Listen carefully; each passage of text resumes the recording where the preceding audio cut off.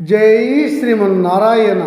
ఈరోజు మనం ధర్మపదం గ్రంథంలోని చాప్టర్ 5 విభాగము 123 శ్రీ మహావిష్ణువు విష్ణునామాల యొక్క గుడార్థం గురించి జనమేజయ మహారాజు అడుగుతున్నాడు వైశంపాయనుల వారిని.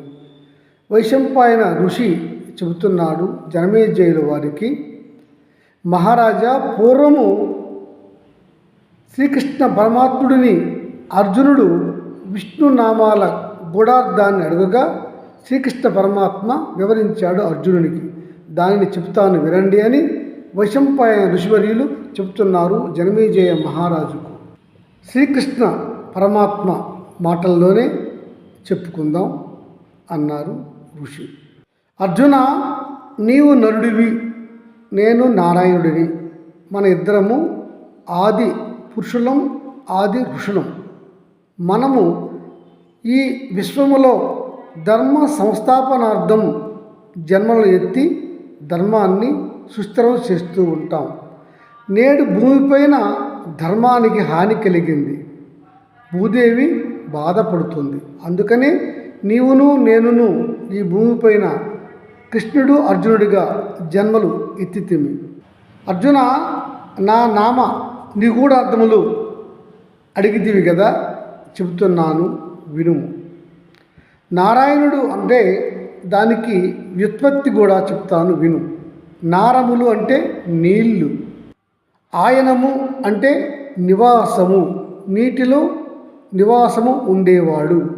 నేను నీటిలో నివాసం ఉంటాను గనుక నాకు నారాయణుడు అని నామం సార్థకమైనది. అర్జున, నేను జగత్తులో అన్నింటా విస్తరించి ఉంటాను గనుక నన్ను వాసుదేవుడు అని అంటారు.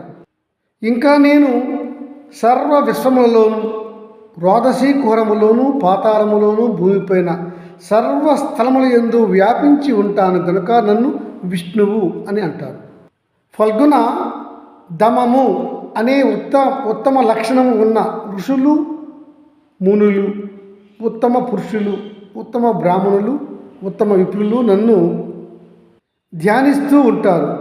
మరియు నాలోన పాతాళలోకము, భూలోకము, ఊర్ధ్వలోకములు మొత్తం 14 భువన భాండములు కూడా నా ఉదరంలోనే ఉంటాయి కనుక నన్ను దామోదరుడు అని అంటారు. అర్జున, అన్నము, జలము, అమృతము, వేదములు వీటి అన్నిటినీ కలిపి పృశ్ని అని అంటారు.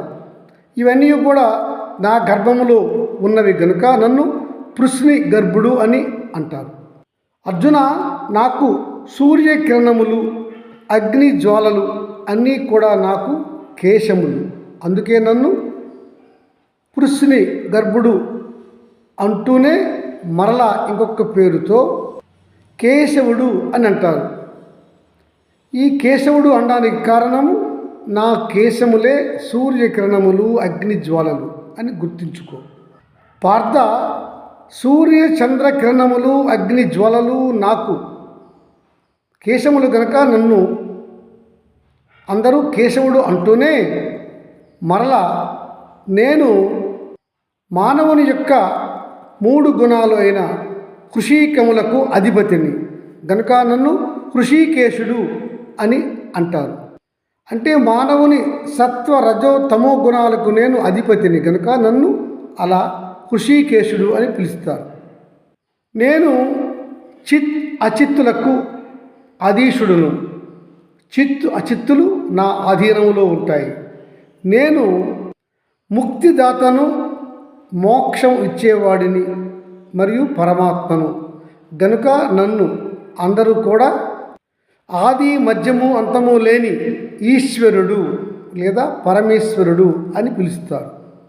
నేను ఋషులు, రాజులు, మునీశ్వరులు చేసే యజ్ఞ యాగాదులలో ఆ యజ్ఞ ఫలాన్ని నేను హవిస్సులను వారు ఇవ్వగా నేను వాటిని హరిస్తాను కనుక ఈ యజ్ఞ యాగాదులలోని యజ్ఞ హవిస్సులను హరించేవాడును గనుక నన్ను హరి అని అందురు. గోవిందుడు అనే నామం నాకు కూడా ఉన్నది. అర్జున, నేను ఈ భూమిని రక్షించాను. ఈ భూమిని గోవు అని కూడా అంటారు. భూమిని గోవు అనటం వల్ల, నేను ఆ భూమిని రక్షించినందువల్ల నన్ను గోవిందుడు అని అంటారు. నేను రోమరహితంగా ఉంటాను. నా శరీరంలో రోమములు ఉండవు గనుక నన్ను శపివిష్ఠుడు అని కూడా పిలుస్తారు ఋషులు. నేను భూమిని దున్నెడివాడిని. నా ఆకారంలో నా రంగు, నా శరీర ఛాయ నల్లగా లేదా నీలిరంగులో ఉంటుంది గనుక నన్ను కృష్ణుడు అని పిలుస్తారు. అర్జున, సత్తు అసత్తు అనేవి నాలోనే ఉంటాయి. అందుకే నన్ను సత్యుడు అంటారు. సత్యుడు అనడంతో బాటుగా నాకు పుట్టుక చావు అనేవి లేవు కనుక నన్ను అందరూ అజుడు అంటారు. నాకు క్షయము అనేది లేదు. నాకు క్షయము అనేది లేదు కనుక నన్ను అధోక్షజుడు అని కూడా పిలుస్తారు.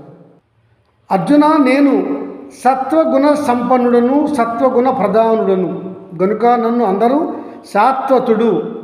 సాత్వతుడు అని అంటారు. నాకు చ్యుతి అనేది లేదు. అంటే నాకు తరిగిపోయేది కానీ మరణించేది కానీ ఏమీ ఉండదు. చ్యుతి లేనివాడుని గనుక నన్ను అచ్యుతుడు అని పిలుస్తారు. వాత పిత్త శ్లేష్మాల రూపములో నేను మానవుని శరీరంలో ఉంటాను. నేనే మానవునికి ఆధారము గనుక నన్ను వాత పిత్త శ్లేష్మాల రూపము గనుక నన్ను త్రిధాతువు అని పిలుస్తారు. నా తేజస్సు వల్ల మానవులలో ఘృతం ఏర్పడుతుంది. అందువల్ల నేను ఘృతార్చిని అయ్యాను. అర్జున, నేను ధర్మానికి ఆధారము. నేను ధర్మమయుడిని. నేను ధర్మాన్ని కాపాడేవాడిని గనుక నన్ను ఋషులు, భక్తులు అంతా వృషుడు అంటారు. అంటే ధర్మానికి వేరొక పేరు వృషము. అందుకే నన్ను ధర్మానికి ఆధారం కనుక నన్ను వృషుడు అని పిలుస్తారు. నాకు ఆది అనేది లేదు గనుక నన్ను అనాది అని పిలుస్తారు. నాకు మధ్యము అనేది లేదు కనుక నన్ను అమధ్యుడు అని పిలుస్తారు. నాకు అంతము అనేది లేదు గనుక నన్ను అనంతుడు అని పిలుస్తారు ఋషులు, భక్తులు. ఫల్గుణ, నాకు శుచి ఇష్టము.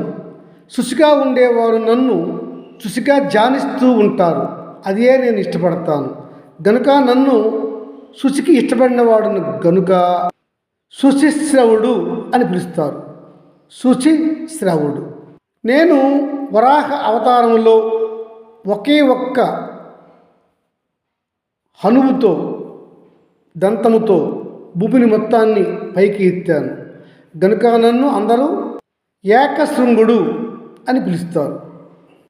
అర్జున, నేను లోకాలను అన్నింటినీ చైతన్యపరుస్తూ ఉంటాను, ఉత్తేజపరుస్తూ ఉంటాను కనుక నన్ను విరించుడు అని పిలుస్తారు జ్ఞానులు. అర్జున, నేను విరూపాధికమైనటువంటి జ్ఞానంతో సూర్యునిలో ఉంటాను గనుక నన్ను అందరూ కపిలుడు అని పిలుస్తారు. ఫల్గుణ, నేను యోగముతో ఉంటాను. యోగాన్ని హిరణ్యము అని కూడా పిలుస్తారు. యోగము నా గర్భములో ఉంటుంది గనుక నన్ను అందరూ కూడా హిరణ్య గర్భుడు అని పిలుస్తారు. అర్జున, పూర్వకాలంలో దక్షుడిని యజ్ఞము జరిగింది. ఆ యజ్ఞాన్ని శివుడు నాశనం చేశాడు. శివుడికి జడిసిన ఆ యజ్ఞము వచ్చి నన్ను ఆశ్రయించింది, నన్ను చేరింది. ఆ యజ్ఞము నా వక్షస్థలంలో చేరడం వల్ల అక్కడ కేశములు గోధుమ రంగుగా మారాయి. అందుకే నన్ను ముంజకేశుడు అని అంటారు. శివుడు దక్షిణ యజ్ఞాన్ని తరుముకుంటూ రాగగా నన్ను తాకాడు. అప్పుడు నేను ఒక పరశువుని ప్రయోగించాను శివుడి పైన. అప్పుడు ఆ శివుడు నా యొక్క పరశువు యొక్క కొనను ఖండించాడు. అందుకనే నాకు ఖండ పరశువు అని కూడా పిలుస్తారు అని ఇలా అర్జునుడు అడుగగా శ్రీకృష్ణ పరమాత్మ విష్ణు యొక్క నామధేయము యొక్క గొప్పతనాన్ని చెప్పాడు అని వైశంపాయన ఋషివర్యుడు చెప్పాడు జనమేజయ మహారాజుకు. జై శ్రీమన్నారాయణ.